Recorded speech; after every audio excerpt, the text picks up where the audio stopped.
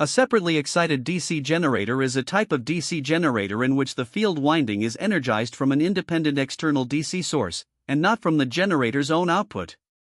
When current flows through the field winding, it produces a steady magnetic field in the poles. The armature, which is connected to a mechanical prime mover such as a diesel engine or turbine, is rotated within this magnetic field. According to Faraday's law of electromagnetic induction, an EMF, electromotive force, is induced in the armature conductors as they cut the magnetic lines of force. This induced EMF drives a current through the external load circuit. The commutator converts the alternating EMF generated in the armature into direct current, DC, which can be used for external applications.